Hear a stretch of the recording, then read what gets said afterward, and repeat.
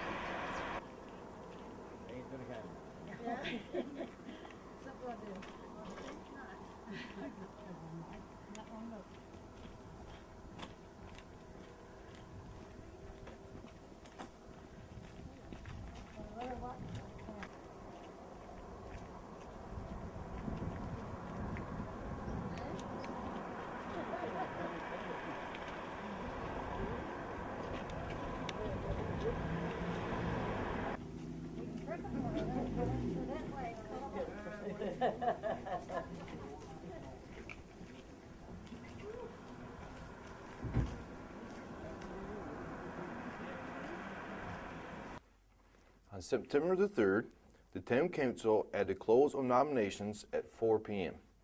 that day. The following candidates have been declared elected for the Burgell Town Council: Barbara G. Barter, Richard Blagden, Gordon E. Ingram, Wilford Porter. Congratulations to the people that were selected. Starting with the next meeting, the President Council will adopt the minutes of the meeting from this week. At that time, the council will be dissolved and a new council will be sworn in. After that is done, they will select a mayor and deputy mayor and then select a date for by-elections for the 3 vacant seats on council. On September the 10th and September the 12th, Newfoundland Hydro turned off the power in different areas of town, and people lost their power from 1 to 3 p.m. because they had to transfer another conductor to a new pole. On September 10th, the town responded to a water leak and found that the top of a curb stop had busted off. At 4 p.m. that day, they had to cut the water off from the residents in the area from Closer's Place to Spencer's Road, and said when asked that the repairs took about an hour or so. On September the 18th, the 50 Plus Club hosted a meeting for the Liberal leadership candidate, Kathy Bennett, with her support, David Gilbert. Now, he was the MHA for Burgell Lapoil in 1985 to 1996. And he was also the former Minister of Transportation. So let's have a look at the video. Now, it's not in its entirety. I just got like the first 15 minutes or so. So the video is about 58 minutes. So I will air that tomorrow night. How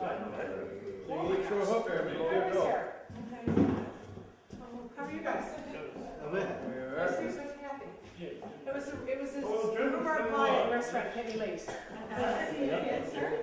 I'm Kathy, how are you? Not too bad. And you are? Curtis, nice to meet you. How are you, sir? Good. Rex. Hello, Leonard. Hello, David. Hello, Jesse. How are you? Jesse Matthews. Hi, Jesse, nice to meet you. Thanks for coming out. Leonard. Nice to meet you. Anyhow, listen, I'm glad that you could come tonight. I always look forward to coming to Virgio, and I'm too old and haven't really had the occasion to be here for a while. And so I welcome you here tonight and to be able to see some familiar faces again. I want to tell you that to come on this occasion, we're trying to elect a leader for the Liberal Party. Now, if I was talking to you 4 months ago, the one thing that the people would say that were talking to me, listen boy, we got to get a leader for the Liberal Party. And everybody was concerned about having a leader. And I didn't know that we were going to get one at the time because it looked like there was not too many people offering.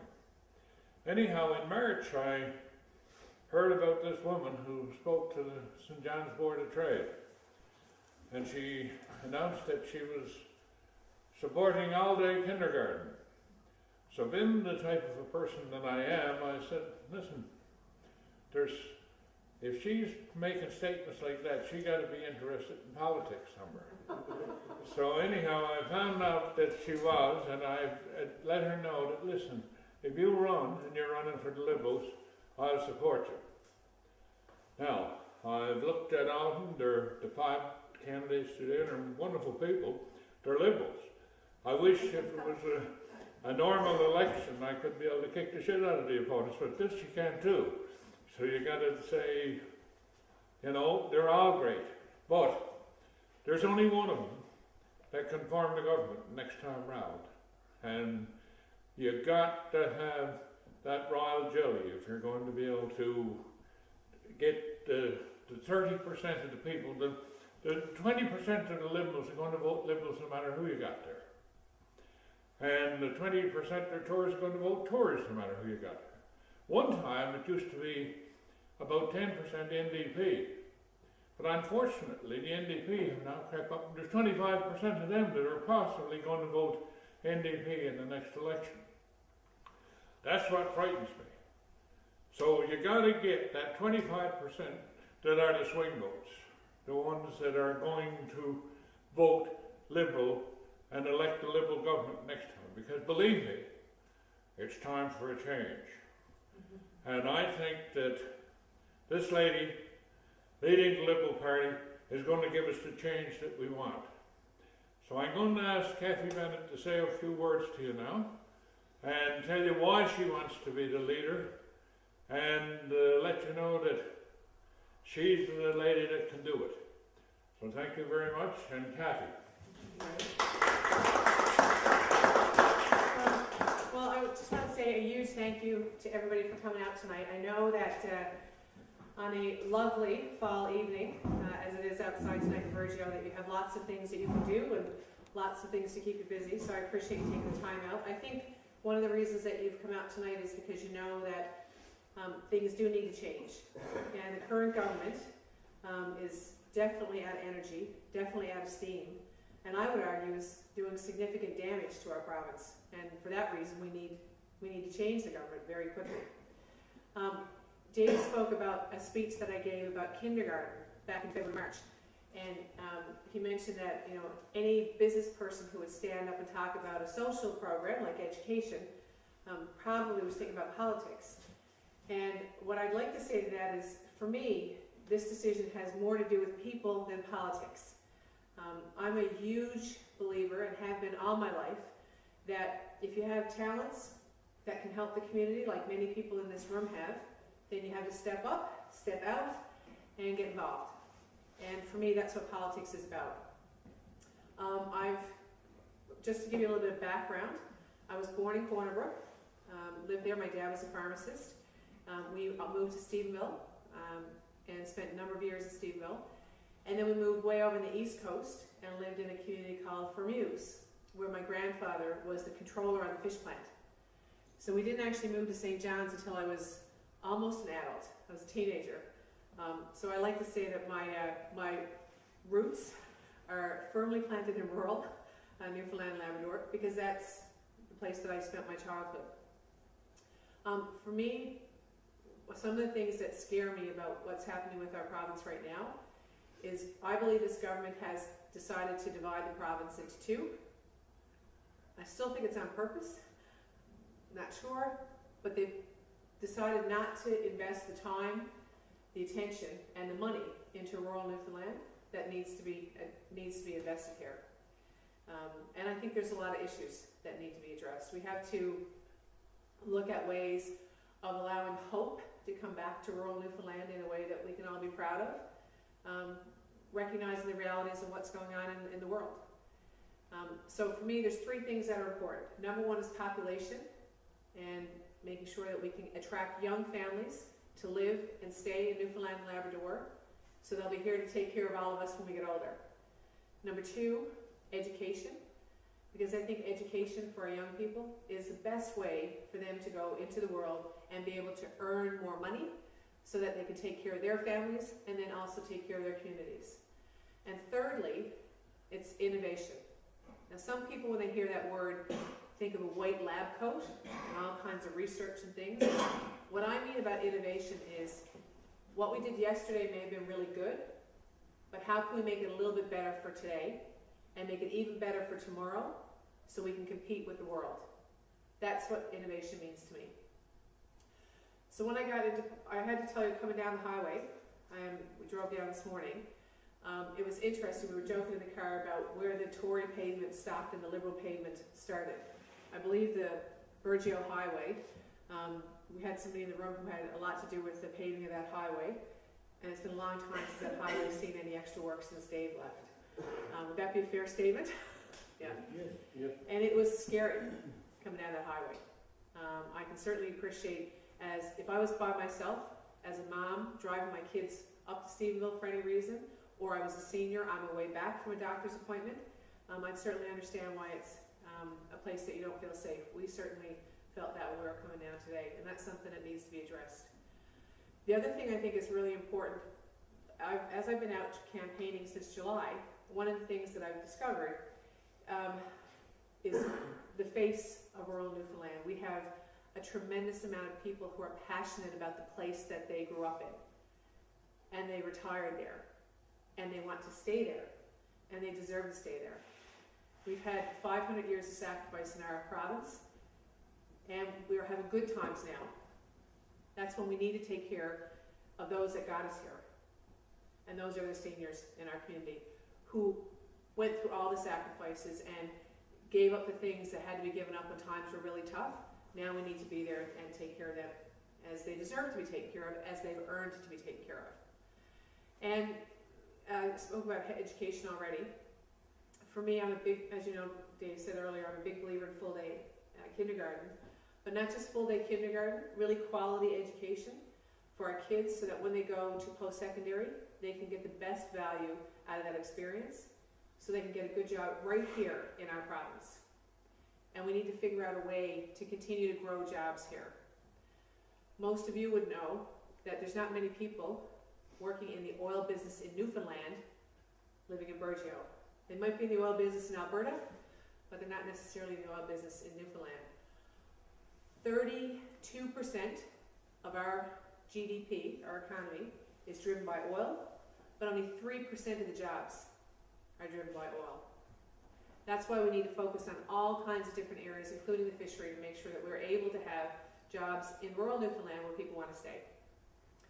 So lastly, I just want to say a huge thank you again for you coming out tonight. I'm going to let you pound me, hopefully, with some really hard questions so I can continue to earn your vote. I know you do have a choice in this election. There's 5 candidates running. As Dave said, you know, these are fine gentlemen. I have a lot of respect for them, and I look forward to working with them. I just believe with everything in my heart and based on my experience that I'm the best one to take the Tories on and the NDP out in a general election and win. And I'm happy to share with you some of the things that our team has been able to do under our campaign in the last 10 weeks as we sit and have a chat. So I'll ask for your vote, ask for your support, and I'll promise you that there will not be any candidate who will work harder than me to represent the people of the province, because for me this is about people. I want to do this work, not because I need to do it, not because I need the exposure or experience. I'm very happy with my life and my children, they're a blessing, and my husband's a wonderful man. I'm great life, but I'm driven and passionate about being part of the community and doing things that help people, and that's the bottom line for me. I want to help. So, with that said, I'll let you put me on the hot seat and ask me some tough questions. How's that? Or easy questions if you want to warm up to the tough questions. I got one question for you. Yes. You talk about the Virgin Oil, now you like to get paid, which we all for sure needs that. Right. Another question we need too on the Virgin Road is cell phone coverage. Right. We Absolutely. have no cell phone coverage from Shelburne right till you get you in Trans-Canada. Yeah. Especially in the winter time, either people on the road all kinds of weather around it.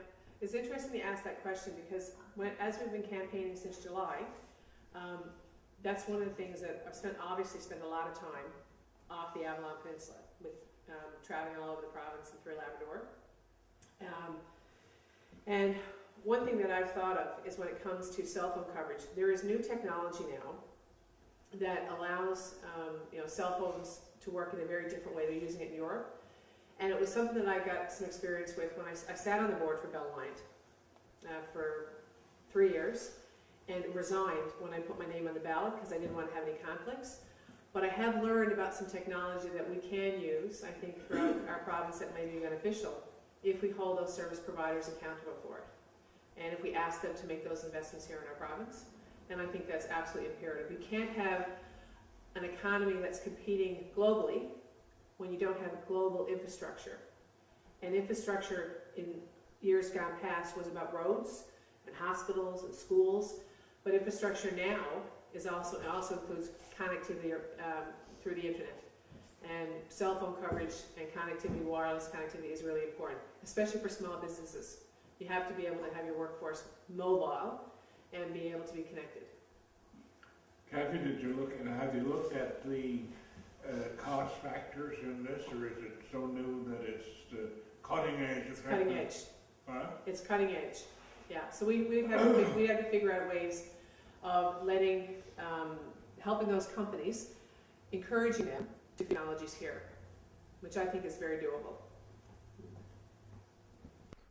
On September the 19th, I visited the RCMP to follow up on some events and issues in town, and also spoke to them about the career presentation they're putting off on Wednesday, October the 23rd. I spoke to Constable Adam Mello.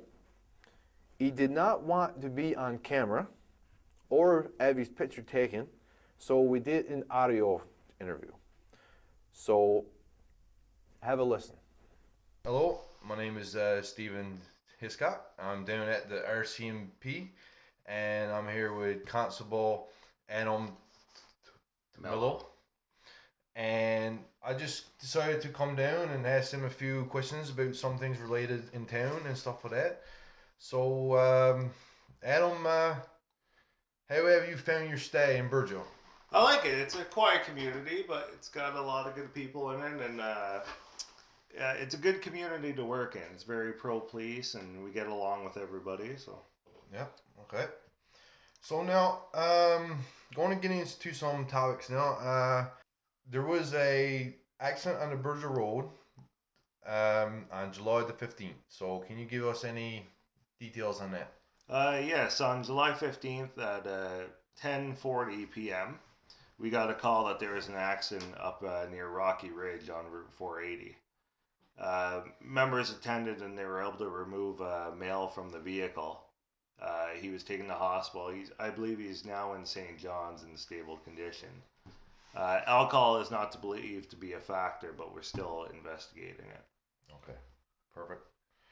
Now, there was another incident that happened out on the government wharf on August 31st. Can you please tell us what happened there? On August 31st at about 8 p.m., uh, one of the male workers was guiding a vehicle back onto the ferry to leave for Ramia. The driver of the vehicle ended up hitting the gas instead of the brake, is what he says happened. And he knocked one of the employees into the water. Okay. Other bystanders and I believe a couple of the staff were able to pull the employee out of the water. Investigation we did afterwards revealed that the driver of the vehicle was impaired at the time, and he has since been charged with impaired operation causing bodily harm and impaired operation causing bodily harm over 0.08%.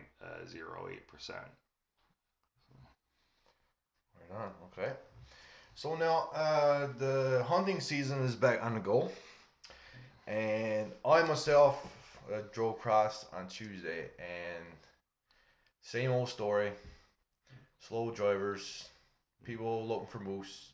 So, what kind of message would you like to send to the public on what they should do or what they shouldn't be doing?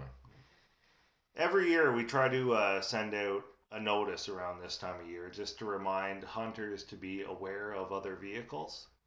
The big thing we get is the slow driving, which is against the Highway Traffic Act. Last year I gave out quite a few slow driving offense tickets. Under section 111 of the Highway Traffic Act, you cannot drive unnecessarily below the speed limit. So driving 40 and an 80 when there's no cars in front of you on a beautiful sunny day is unnecessary. The time when it becomes an issue is when those drivers are looking out for moose and not looking behind them or in front of them to see what's coming. There were a few accidents last year, all to do with people driving on the highway moose hunting rather than driving. It's also illegal to obstruct the roadway. So if you're parked in the middle of the road because you want to jump out and go see that big bull moose, you can't do that either. Get off the road. You can't hunt from the roadway and you can't shoot across the highway. Last year we had a few issues with people riding in the back of their pickup trucks with their guns in their hands. Now by the time we checked them, the guns were unloaded. So we hope they were unloaded the whole time. Yes. But still, you cannot drive on a highway in the back of your truck holding your gun looking for moose. That's right. If you're moving from one area to another, unload your gun, put it into the back, get into the vehicle, and then move. If you see a moose on the road, you can't shoot it from your vehicle anyway, so there's no point in standing on the back of your truck to hunt them. True. Those are our main issues. Okay. And while also too, I mean, just be courteous of the people that are trying to get somewhere else. Yeah. You know what I mean? Try to use common sense when you're out there. Look behind you, look in front of you, make sure there's no vehicles coming. Yes. And if there is, get out of the way. That's right. If we don't get complaints about it, we probably won't give you a hard time about it. But when we're stuck behind you for 5 minutes trying to get around you, you're going to have an issue. Yeah. And especially on like blowing heels and blowing turns, because that could be deadly ever. Yeah. Again, use common sense. Your life is more important than getting your moose this year. Yeah, that's right. So don't risk your life or anyone else's for a moose. No, that's right. Okay, so the next thing was I noticed that you guys had a notice put onto BBS there about a month ago, I think it was, or so. Yeah, about that, yeah. About window tint, lights, and mufflers. So let's start with the window tint first. What is the required or the regulations for the window tint? Now, just so there's no mistake, I'll read it right off the Highway Traffic Act. A person shall not drive a motor vehicle on a highway where there is in or upon the windshield, side wings, side or rear windows, or openings for any of them, a sign, poster, or other non-transparent material. which is what tint falls onto, is Yes. non-transparent material. So basically what that means is you cannot have any tint on your vehicle at all. And so, when was that put into effect? I'm not sure the exact update for that one. I know we had an update on it where there was a little bit added to it in 2010. Yeah. I don't have that with me to say exactly what was added or taken off. Yes. But as it stands now, that's the way it reads. Yeah. Because I remember back in 2003, I used to install some window tint, and at the time, you were allowed to have it on the back windows to a certain, percent, right? Yeah. So as right now, you're not allowed to have it on, unless it's factory grade, right? When the vehicles are released from the dealers, Yeah. the windows have an automatic tint to them, just the way Yes. the windows are processed. Yeah. But no, what about the vehicles they got like the dark windows into them? Like, like a darker windows, because you can upgrade your vehicle to have tinted windows, right? Technically, any tint on the window that they're adding, Yeah. you're not allowed to have it. But no, usually they are actually, because the tint is a window tint. Like, the tint is built in the window, so it's not actually on the window. So at a dealership, they usually do it that way. I think now, right? Right. So what about that?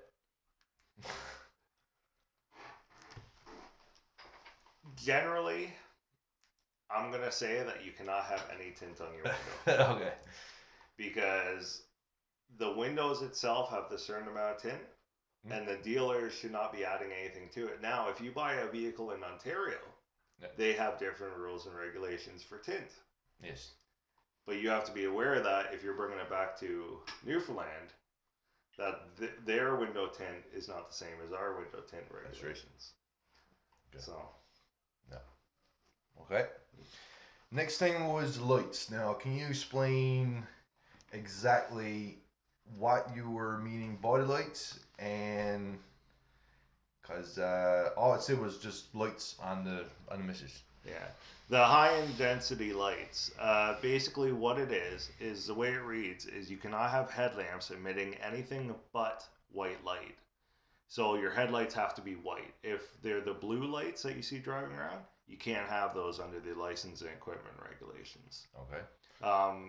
They do sell a high intensity white light, but it's not it's under the light distributed that requires for the Highway Traffic Act. It's brighter than your average light. Yes. But it's not up to the blue lights. Yes. So the blue lights are the ones that we're looking for. So what is the concern over the blue lights? Like what? The reason why they have that in there is the blue lights are too bright. When you're driving down Route 480 and there's a vehicle 200 yards away, you cannot see if there's a moose on the side of the road. They're too blinding. Yes. That's why it's in there. Yeah, I've noticed that at the moment. So.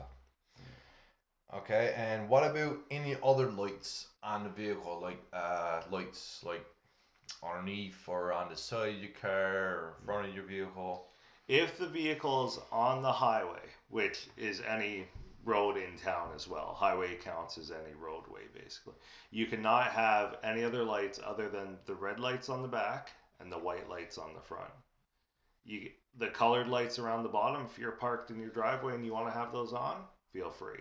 Yeah. But you can't be driving around with them. Okay. Good enough. The issue about the mufflers. Under the regulations, you cannot alter a muffler in any way. And the reason why this is an issue, and I know the argument is motorcycles have loud mufflers. Yes. Why can't cars? Yes. The difference is people generally don't drive around in the middle of the night in a motorcycle. Yep. So that's where it becomes an issue. And it also falls into the municipal bylaw for the noise bylaw. So any defective, improper, or altered muffler cannot be on your vehicle. Is there anything else to do with a vehicle that you would have any other concerns about? The only other one is like the headlight covers or the tail light covers. Hmm? You have to be able to see clearly through them. The ones that block the headlight, the blackout ones, Yeah. you're not allowed having those, and the same thing is on the tail lights. Now you can buy the ones that have it has to be, I think, 80% exposed. So you have the black outline, and then you might have the Chevy symbol or whatever. Okay. Yeah. Those kind, because you have enough of the light shining through, those are fine. But the ones that cover it completely, you're not allowed to have them. Okay. Perfect. That's good to know. So now, you guys got a recruitment session career presentation coming up. Yes, I actually just got it all arranged today. On October 23rd at 11 a.m., we're going to have it at the Bergio Academy multi-purpose room. Okay. What it basically is it'll give you an idea of what your options are if you're going to join the RCMP, what kind of careers you might be able to get into, what steps you need to take for the application process. Our physical test will tell you how to run through that. It's just basically what you need to know if you think you want to be an RCMP officer. Okay. So you would encourage people to come out and just you come and have a look. Yeah, there's no commitment. It doesn't mean you gotta sign up. It doesn't mean you gotta pay anything. No. Okay. Just come out, see what it's all about. Perfect. Okay. So now, how is the crime rate right now in town? Is it like compared to like I know is that you haven't been here, that long, but I know is that back when I was a teenager, there was a bit of crime. Yeah. Not as bad as like a city or anything like that, but like comparing to what you've been used to in your own experience, what's crime rate like here? Bergio crime rate's very low compared to other places. It's like I said, it's a very pro police community. People generally handle their business themselves. They're generally very nice to each other. Yes. If there's an issue, usually they can figure it out themselves. That being said, we're not without our hiccups. Yeah, that's right. So far this year, from January 1st until now, we've had 106 files. Okay. Now that includes anything from assaults to mischief, harassing phone calls, and anything in between. Yeah. So. Okay.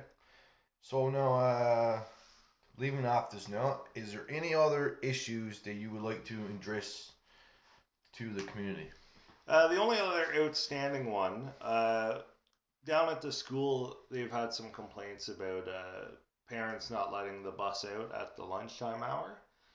The bus picks up the kids at around 11:50, and it has to drop all the kids off and then start picking them up by 12:30. So by the time they're all dropped off, he turns around and starts picking them up again. So it doesn't leave the kids long to have their lunch. And if parents don't let the bus out, you're eating up the last kid to be dropped off is the first one to be picked up. Okay, yeah. So just have some common courtesy for the bus driver. If you see that they're ready to move or he starts moving, just give them room to pull out. It's only going to take you maybe 30 seconds extra. Yeah, that's right. So. And the kids on the bus, that's their transportation, and they like to get home. Yeah.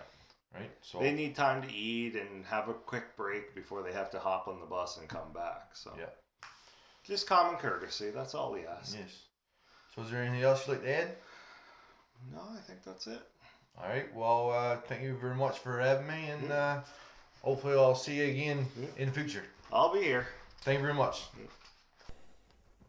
On that very same day that I visited the RCMP, I was on my way home, and I seen some students by the old clothing store selling Kool-Aid. So I investigated, and they are the grade 4 to 5 students, and they were selling Kool-Aid for 50 cents a glass. They were raising money to support the SPCA. Jennifer Han is her homeroom teacher, and she was the one who organized this. In the end, they raised, in an hour, $56.65. So I took a video, so have a look.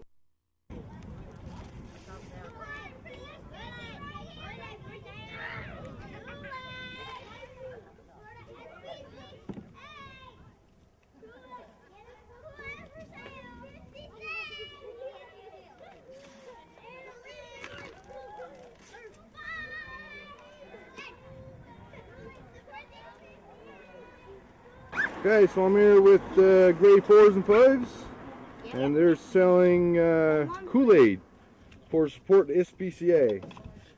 And how much is a glass? 50 cents. 50 cents. Here you go. Here's your 50 cents. I'd gladly support it.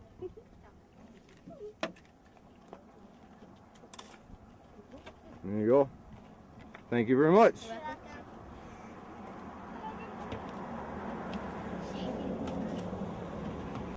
Okay, so next we have a few videos. It is the museum presentation with Brenda Passover Books, and there's 2 council reports that was requested to be aired. Hello there. I'm Brenda Crew-Alverson. Many of you might have seen me already at the Burgeo Museum, but for those that haven't, I thought I'd take a minute or two just to introduce myself. I have a heritage here in Burgeo. My mother and father were both born here, Louis Crew and Sybil Matthews. Sybil Matthews is a sister to Aubrey Matthews, and probably most of the town have been taught by Aubrey Matthews, or at least know of him. And my other aunts and uncles that lived here, like Stella and Alan and Nita.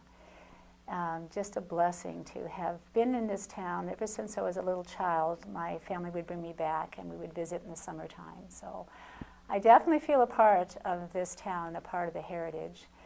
And my Uncle Aubrey, he was always focused on the history of Burgeo and did a lot of research and articles. I think he'd be surprised if he could see his name. When you Google his name on the internet, all kinds of things come up, and I think that would shock him if he saw that. But he had a love for Burgeo, and I do too. And so in helping to preserve that history and the families of Burgeo, I've been doing research on these families since the 1970s, asking them lots of questions about who our grandparents and great-grandparents and great-greats were, and as far back as I could go.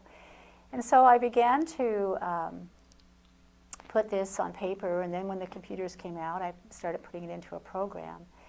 And it began to evolve until now I have almost about 4,000 names of the families of Burgeo. And I was talking to Bill Melbourne in the fall about the Burgeo Museum, and people often come in to do research here and not knowing where to go. And that kind of evolved into all of these books that I started putting together. They're of early missionary journals, census records of Burgeo, family Bible records, just lots of interesting reading about the early days of the history and the families of Burgeo. And so I worked on this all winter long and into the spring and brought it this past summer to the Burgeo Museum, but we could see that it needed to evolve to another center that could be used all year long, and decided that the library was a really good place to put this and to turn these over to the town of Burgeo to enjoy and to read, hopefully in these cold winter days and nights, people can come over and enjoy some of these wonderful journals and other writings.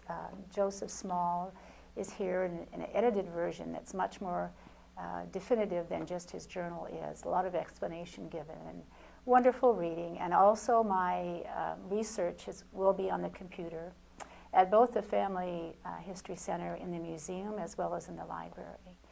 So I am excited to present these books and these journals with all the work that I've done, and just delighted to turn these over to the town of Burgeo. And appreciate so much your support and your enthusiasm for this. Thank you. Thank so you very much, Brenda. On behalf of the town of Burgeo, I want to thank you for your dedication to the community, and there's such valuable information in those books, because we did have a little session with you, and you updated us on what's in the books, and we Yes. certainly appreciate it. And those books will be looked after over the years, and we certainly want to welcome you back into the community anytime you feel like coming. I appreciate And that. once again, thank you very much. Love the people here. Thank you, Mayor Now, on McDonald. behalf of the town, Brenda, I want to present you with our town flag Oh. as a token of appreciation. This will fly. This will fly at our home in Stansbury Park, Utah, and we will be so proud to fly this flag. Thank you so much again. Thank you very much. Thank you. Good evening. Here this evening in the studio we have Mrs. Brenda Halverson, the lady who's done the work at the Burgeo Museum, and her husband Norm. And on behalf of the town, I accepted the donation that she presented to the town, the books that she has there in terms of history of the community and family trees, and if anyone is interested in that. And I want to thank once again Mrs. Halverson for her dedication to the community over the past years, because she had been here on several occasions and done a lot of work in the community. The town has a letter here that we want to read out now to Mrs. Halverson and to the general public of the community. Dear Brenda, thank you for your recent generous gift of geological information to the town of Burgeo. Your commitment to helping portrait history, family pedigrees in our community is appreciated by those who want to know their roots, their identity as a people.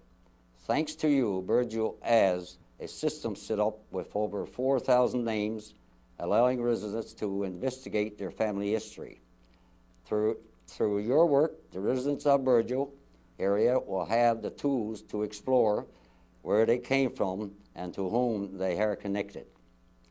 As one writer, name unknown, once wrote on ancestors, Dear ancestor, your tombstone stands among the rest, neglected and alone. The name and date are chiseled out on polished marble stone. It reaches out to all who care. It is too late to mourn. You did not know that I exist. You died, and I was born.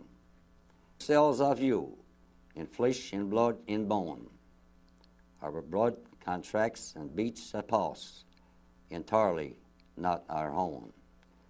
Dear ancestor, the place you filled so many years ago spreads out among the ones you left. Who would have loved you so? I wonder if you lived and loved. I wonder if you knew that someday I would find this spot and come to visit you.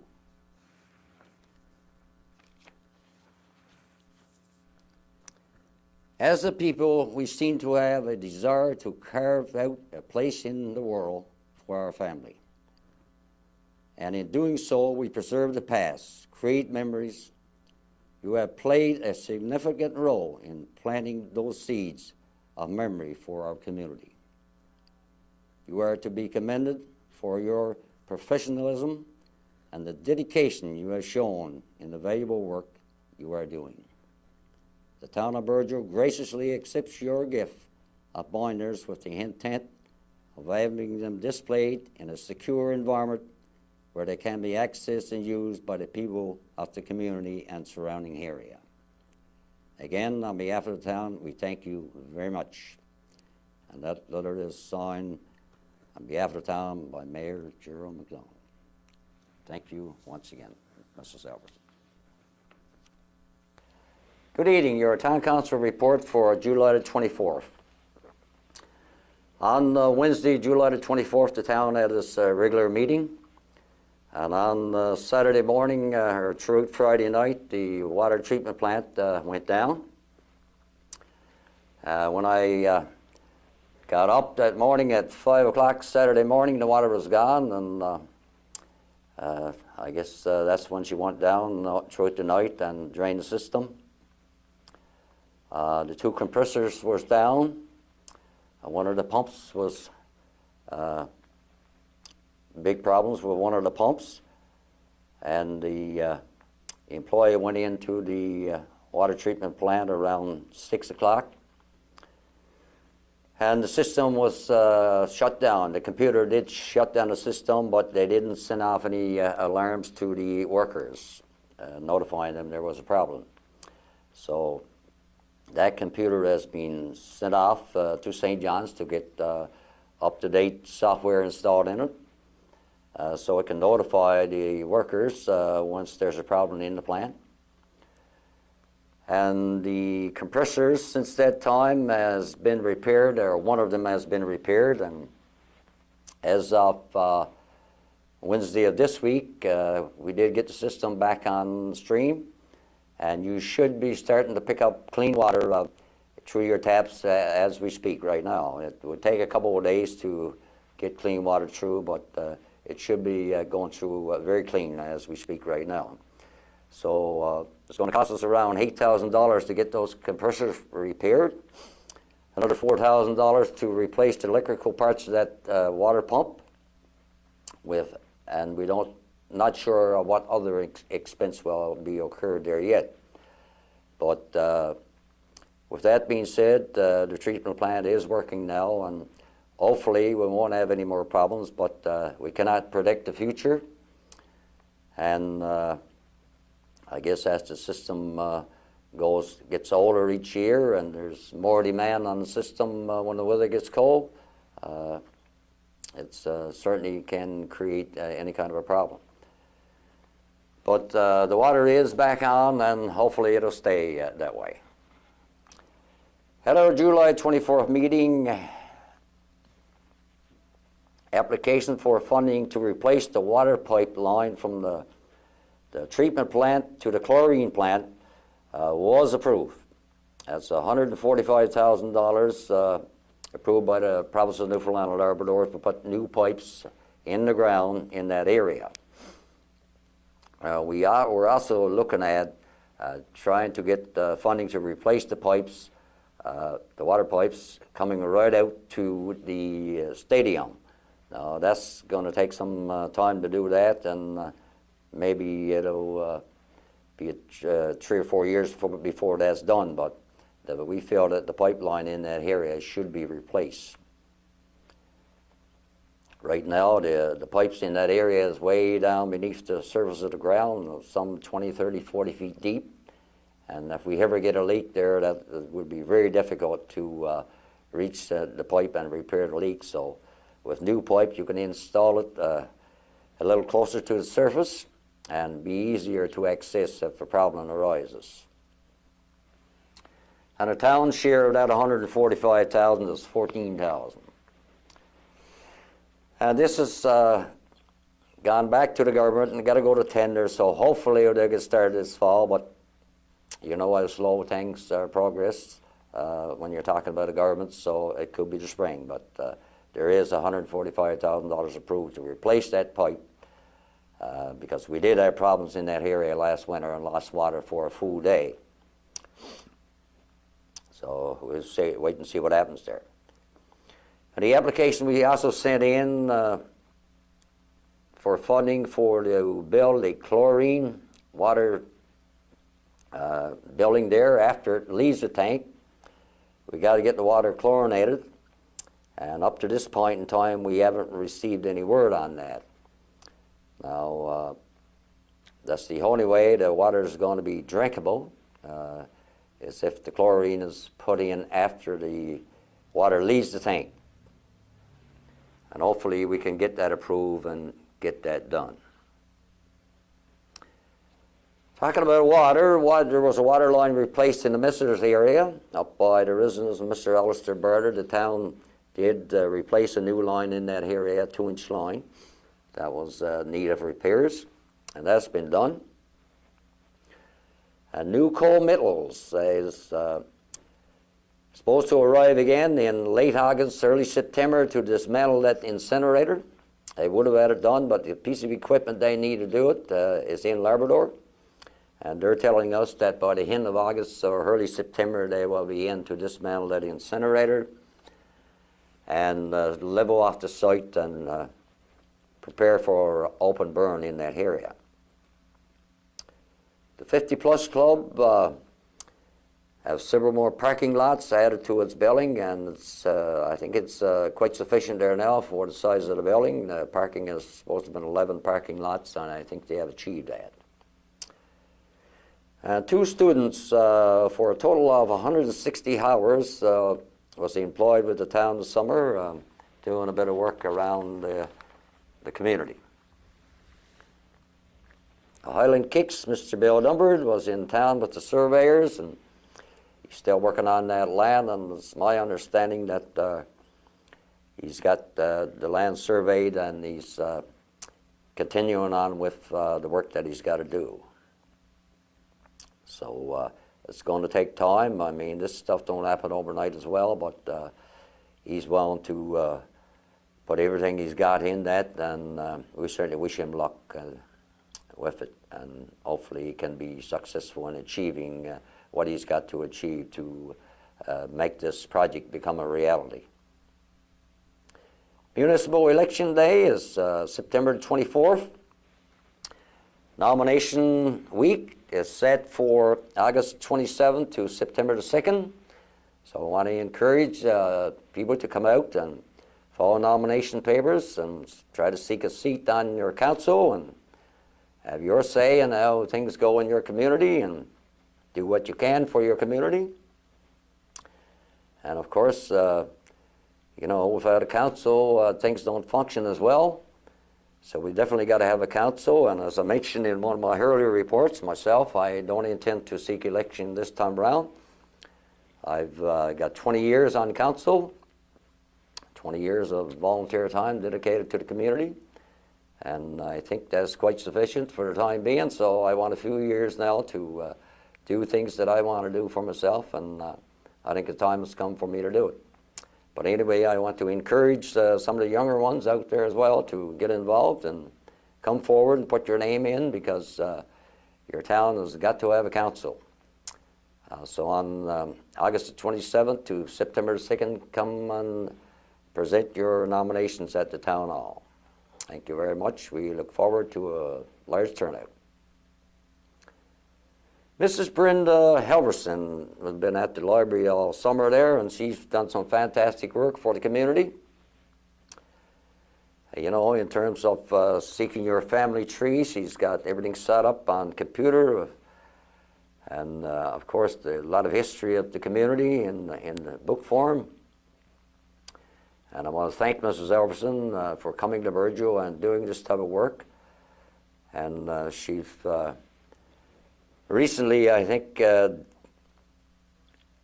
year or so ago, started some work in the cemeteries, which she recovered some old headstones, and they've been broken headstones, and she, I think, stored them under the church. So it's great to see that somebody is really interested and taking care of history like that in the community. So I want to thank Mrs. Helverson for coming to the community and doing such work, and we certainly like to invite her back anytime she feels she want to come.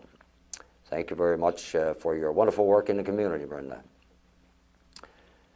Throughout the summer now, Hunt's Day was held. I attended that for a few hours. That was a great entertaining evening to see Santa Claus and Mrs. Claus come along in the speedboat, along with Granny there performing, and of course other entertainers as well. Johnny Reed was there again this year with Santa Claus, and it's a great fun day, and it brings the people together, the people especially that came from Hunt's, and their friends go out with them and have an enjoyable evening. So it's an entertaining evening, and I want to encourage them to keep it up as long as they can, because it's, a lot of people do look forward for that day. And I want to thank the committee for putting the work into that. Thank you very much. Our Sand Sea Committee again this year had a great event there. Sand Sea went out quite well. The weather, well, nobody can predict or control that, but there was a great entertainers there this year as well, and they put off a great a few days of the Sand Sea Festival there with all kinds of festivities.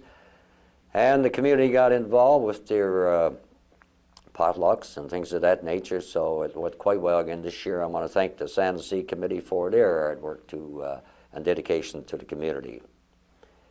And of course, our 50 Plus Club again this year had celebrations at the park on Canada Day, and I once again want to thank them for carrying on with that one, because that's a very important day as well, Canada Day, and we just can't overlook that day because there's so many memories there in that day. So I want to thank the 50 Plus Club for having celebrations on Canada Day. And again, the Cancer Relay Committee this year, hoping for a cure. They had a successful year in their fundraising events, and had a great time there. And I want to thank them for carrying on their fundraising in the community and hoping for a cure, which we all hope, and hopefully it will be sooner than later. Thank you very much to Ms. Teresa Sims and her committee and teams that were involved there. And at our July the 24th meeting, there were 4 building applications approved. Correspondence, at our July 24th meeting, there were 5 items of correspondence to deal with. And the playground fencing, council has approved $7,000 for the fencing of the playground. South Coast Construction will carry out this work. We feel that section of the playground fence there was in bad condition, and it had to be replaced, so that was done. Invoices were approved for payment in the amount of $14,677.33. And the next scheduled council meeting was scheduled for August the 21st. Now, on August the 21st, which was Wednesday past, we did have our council meeting again. The water treatment plant, I guess not much more I can add than what I had just added in my July 24th report. It's been up and running now since Wednesday, and hopefully everything works good. But we do have our computers set off to St. John's to get the software installed. And once that comes back, then I think basically what they're saying, they can update it from St. John's, so make sure everything is working and the alarm system is working. So that'll be a big asset once that's done as well. And at the August 21st meeting, Mr. Lloyd James was presented with his ring for his 25 years of service firefighting in the community of Burgeo. Congratulations, Lloyd, and thank you very much for your dedicated service to the community. We have one other gentleman, I think Mr. Bill Stanley, and at the present time he's out of town. Building committee, there were 2 building applications approved at our August 21st meeting. And waste management. The waste management is moving, but it's moving very slowly. The site was earlier cleaned up this year by new coal metals, all the scrap metal and the old vehicle dump as well was cleaned up. And as I mentioned in my last report, they're supposed to be back in again late August or early September to take the incinerator down and clean up the site.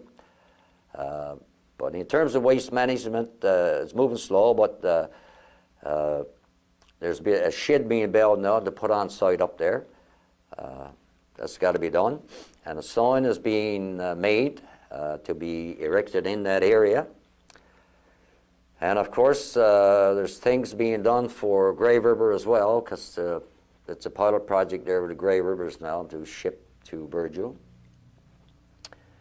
And hopefully the site can be cleaned up and you know, this incinerator can be taken down and replaced by a hope and burn until the waste management really kicks in. And there were 5 items of correspondence dealt with at our August 21st meeting. Correspondence is down summertime.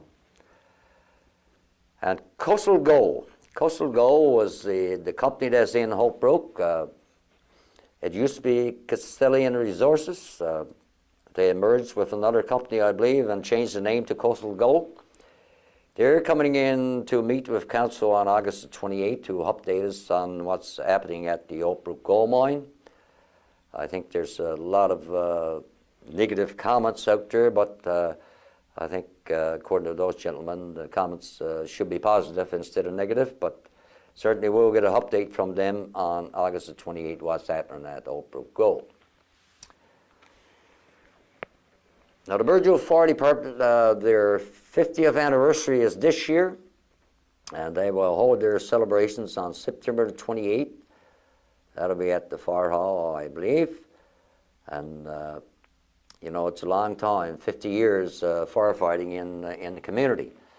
And we certainly want to, at this time, congratulate them on their 50 years of service to the community. And at the August 21st meeting, Council approved funding for 3 bunker suits for our fire department. Last year we provided them with 3 suits, and we're going to do the same again this year.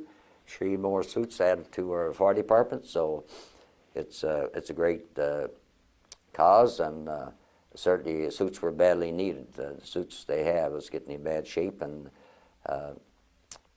there's, well, it won't take many more years, I guess, to have all the suits replaced.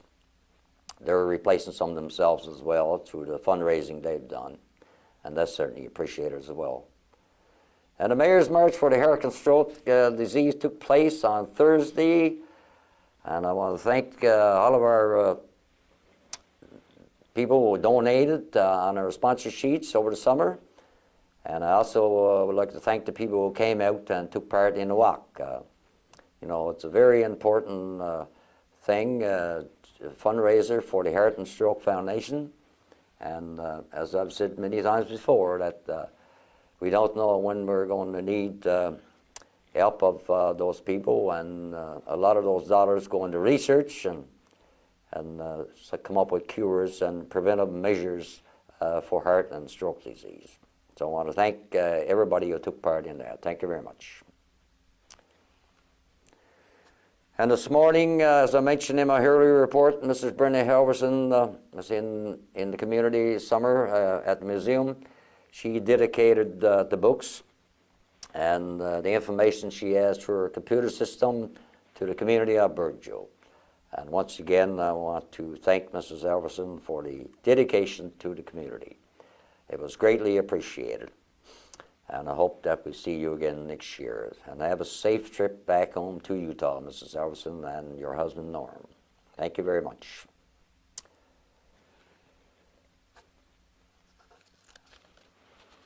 And the fencing again came up at the meeting around the playground. That was 240 feet of fencing that was completed in our playground, so we'll bring you up to date on that. And again, Election Day, September the 24th, nominations, August 27th to the 2nd. Get involved, do what you can for your community. Come out and be nominated on Nomination Day. I want to make a couple of comments on what I've heard this summer from people from out of town. They mentioned to me how clean our town was, and you know, I greatly appreciated a comment like that, because I believe myself the town is kept very clean. Sometimes you might see a pop can or a chip bag, but the norm is, you know, it's I'd say 1 to 10. I'd give it a 9 any time. It's a clean community, and we certainly appreciate that and encourage people to continue that practice. Some of the whole buildings has been taken down, as you're aware, because the policy is either you fix them up or take them down, and that's being done, and makes the property certainly look a little better once that's cleaned up and taken to the dump. I know one individual has written council and says he's going to renovate his property next year. That's understandable, that's acceptable. His intention is next spring to do some work on his building, so that's acceptable. With the reasons that he had, time is a restraint there for him. And the fish plant as well, I noticed that painting has been done on the side of the fish plant to brighten it up a bit. A lot of new equipment has been installed in that building. And I guess you know that there's a lot of young people from the community working there now, and this year has been exceptional. There's been quite a bit of work there, and which is good to see young ones taking over those jobs, and it's gives them an opportunity to stay and live in the community. I visit the property by boat and by vehicle. There's been no blubber around the shorelines, not even around the plant wharf. It's very clean, and I certainly appreciate that. And I think that with all the equipment they've installed over the past year or so, has certainly alleviated a lot of the problems that they were having there. So once again, I want to thank the company for doing renovations and updating their equipment in the plant. Thank you very much. And at our August 21st meeting, invoices were approved for payment in the amount of $5,657.67. I also want to mention the Sandbanks Park, tourism in the park, visitors at the park, or whatever you want to refer to them as, has been up, increased there. They've had a good year, and which is good to see. I know there's been a lot of campers going back and forth to Mrs. Road there, and that's nice when your tourists come in to visit your park and the community as well. They spend dollars in the community, which is good for the business. And our museum, again, as well, has been busy all year. Brenda has been out there, and she's been quite busy out there. A lot of people came in to see her and searching for their family tree and this type of thing, and gave some nice donations, according to Brenda, to the museum. And, of course, our museum committee has had the entertainment out there on several occasions this summer, and I understand that that's been a full house each time there's been entertainment there. So I want to thank June and the committee, the museum committee, for hosting those events in the summertime, and all of those things is something for your tourists as well to take part in, and they love those evenings like that when they go and sit and listen to local talent, and it's great to see that stuff. So once again, on behalf of council, thank you very much for your dedication to your community.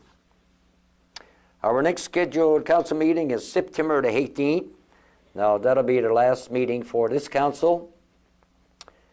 And I'll come in shortly after that and give a report and do my finishing touches, I guess, of what I want to say on regards to council, and we hope that we do get a new council after September 24th.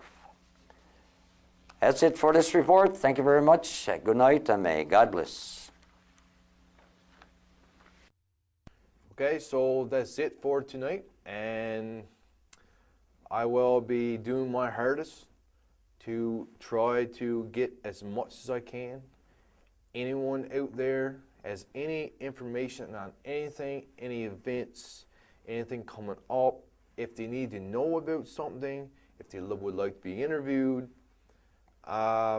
anything with technology, because I did do the Tech with Steve thing, I've been more than happy to give you my telephone number and my email, and that should be on the bottom of the screen right now.